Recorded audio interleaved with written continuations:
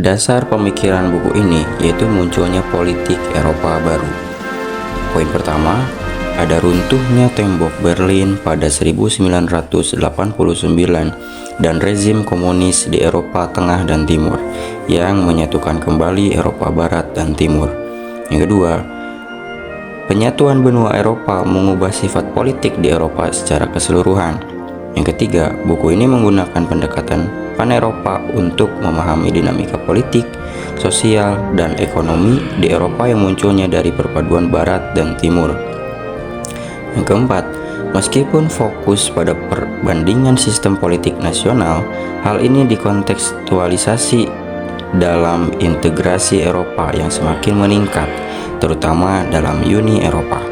Yang kelima, buku ini menggunakan pendekatan tata kelola multi-level Uni Eropa untuk menunjukkan hubungan antara tingkat supranasional, nasional, regional, dan lokal. Yang keenam, buku ini berpendapat bahwa politik Eropa telah bergeser dari politik modern didominasi negara bangsa menuju politik modern global yang refleksif, di mana negara kehilangan kendali penuh karena meningkatnya interdependensi global. Yang terakhir, proses-proses seperti deteritorialisasi, denasionalisasi, dan internasionalisasi dalam mengubah politik nasional negara-negara anggota Eropa. Buku ini membahas pendekatan komparatif dalam menganalisis sistem politik di negara-negara Eropa. Pendekatan ini bertujuan untuk mengidentifikasi persamaan, perbedaan, dan pola perilaku dalam institusi politik seperti partai politik, parlemen, pemerintah, dan peradilan. Terdapat 47 negara anggota Dewan Eropa, termasuk Turki, Rusia, Ukraina, Moldova, Georgia, Armenia, dan Azerbaijan. Namun, hanya negara-negara Eropa inti yang menjadi fokus utama, yaitu 27 anggota Uni Eropa, 7 negara Balkan, dan negara kawasan-kawasan ekonomi Eropa seperti Islandia, Norwegia. Buku ini mengecualikan pertimbangan mendalam mengenai Rusia, Ukraina, Moldova, Turki, Georgia, Armenia, dan Azerbaijan karena mereka mewakili tradisi politik dan keluarga yang berbeda dari inti politik Eropa. Terdapat saran untuk membedakan antara Eropa inti dan Eropa yang lebih luas. UE tidak dapat melakukan ekspansi selamanya, dan hubungan dan kerjasama bertetangga yang baik harus menjadi inti hubungan antara UE dan Eropa yang lebih luas.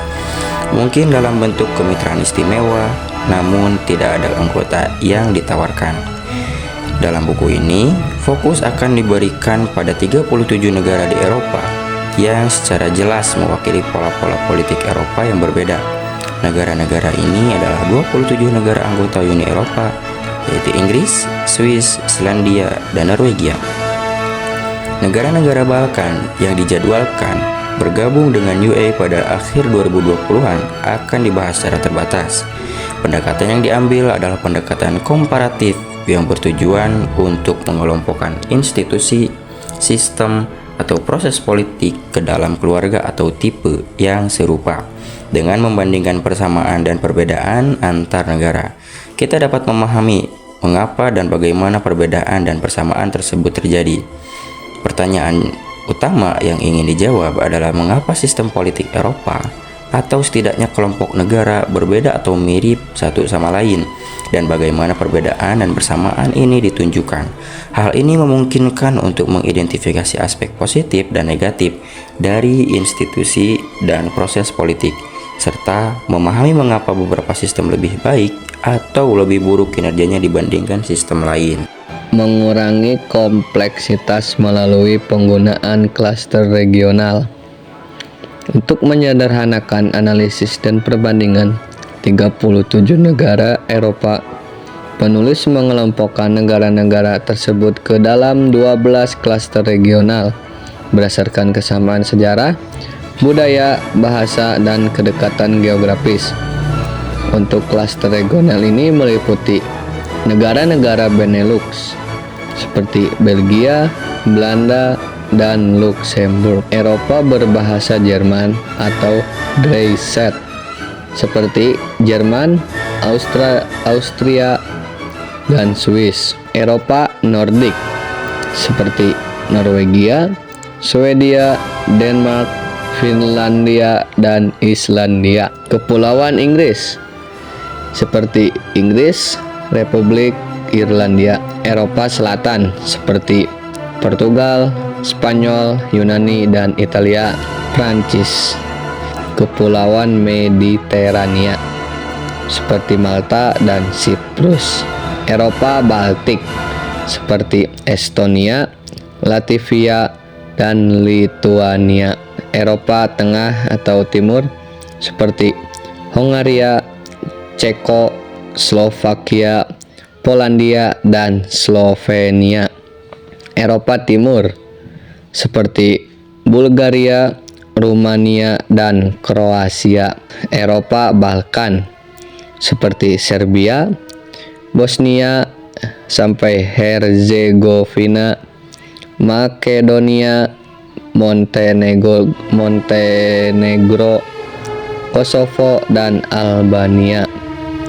Yang terakhir, Turki. Itu hanya Turki doang. Pengelompokan regional ini membantu menyederhanakan perbandingan dengan tetap mempertahankan fleksibilitas pengelompokan berdasarkan kategori lain jika diperlukan. Terdapat kesenjangan terhadap hidup sosial ekonomi di berbagai wilayah dengan negara-negara Nordik, Benelux, dan Eropa berbahasa Jerman memiliki standar hidup tinggi, sementara Eropa Selatan memiliki standar yang lebih rendah. Transformasi besar diakhiri abad ke-20. Pada tahun 1970-an, perekonomian pasca perang di Eropa mengalami stagnasi pertumbuhan ekonomi. Stagnasi ekonomi yang disertai dengan tingkat inflasi yang tinggi. Untuk mengatasi masalah tersebut, negara-negara Eropa Barat mulai mengubah sistem kesejahteraan mereka dari yang semula universalistis menjadi lebih fokus pada fleksibilitas pasar tenaga kerja yang dikenal dengan istilah negara kesejahteraan kerja. Selain itu juga, masyarakat di Eropa juga mengalami perubahan signifikan. Masyarakat pada awalnya relatif homogen menjadi lebih heterogen dengan kedatangan para imigran yang berintegrasi dalam masyarakat Eropa. Proses integrasi Eropa juga mendorong negara-negara untuk mengembangkan kebijakan yang mengintegrasikan populasi imigran. Sementara itu, dalam politik, terjadi penurunan kedaulatan negara-negara Eropa, terutama akibat dari proses integrasi Eropa. Pemerintahan subnasional juga mulai mengalami perubahan dengan meningkatnya desentralisasi kekuasaan dari pemerintah pusat ke daerah-daerah otonom. Secara keseluruhan, transformasi besar ini mengindikasikan pergeseran signifikan dalam politik, ekonomi, dan masyarakat di Eropa pada akhir abad ke-20. Pentingnya proses integrasi Eropa sebagai prestasi politik, meskipun dalam keadaan belum sempurna dan tentunya memiliki kelemahan, integrasi Eropa harus dianggap sebagai prestasi politik besar. Proyek ini berlandaskan perdamaian, supremasi hukum, dan toleransi terhadap keberagaman yang mengubah dinamika permusuhan antar negara di Eropa. Proses integrasi dimulai pada tahun 1940-an dengan pembentukan OEEC dan kemudian ECSC melalui upaya seperti Perjanjian Roma, EEC, dan Euratom.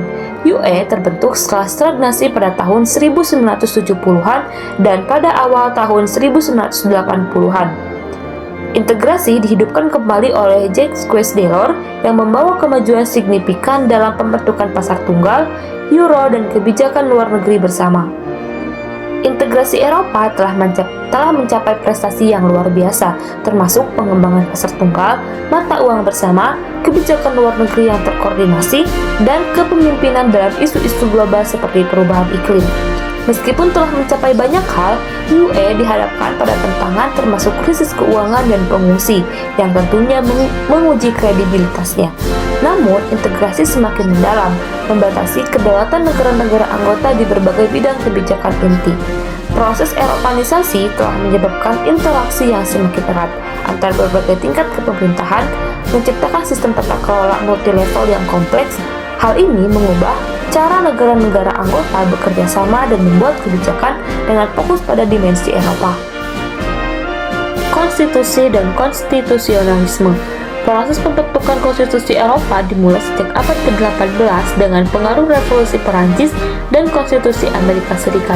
Puncaknya adalah proses integrasi Eropa setelah Perang Dunia II yang dimulai dengan pendirian Dewan Eropa pada tahun 1949 dan ECSC pada tahun 1952. Dewan Eropa terdiri dari 47 negara, menetapkan standar demokrasi dan hak asasi manusia di Eropa. Meskipun tidak memiliki kekuasaan penegakan, Dewan Eropa memegang peran penting dalam menegakkan nilai-nilai demokratis dan mendukung proses integrasi Eropa. Uni Eropa sebagai organisasi supranasional telah mengakumulasi hukum Acquis Communautaire selama lebih dari 60 tahun. Pengadilan Eropa telah memperkuat posisi UE sebagai organisasi yang hukumnya mengesampingkan hukum nasional.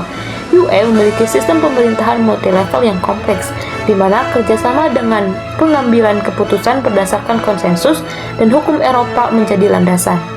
Negara-negara yang ingin bergabung dengan UE harus memenuhi kriteria Copenhagen yang menetapkan standar ketat untuk demokrasi, supremasi hukum, dan hak asasi manusia, dan perlindungan terhadap minoritas. Dan Eropa dan UE memainkan peran kunci dalam membangun ruang konstitusional demokrasi di Eropa dengan standar demokrasi hak asasi manusia yang menjadi fokus utama. Meskipun integrasi Eropa telah berkembang, konstitusi nasional tetap menjadi dokumen yang penting bagi setiap negara di Eropa.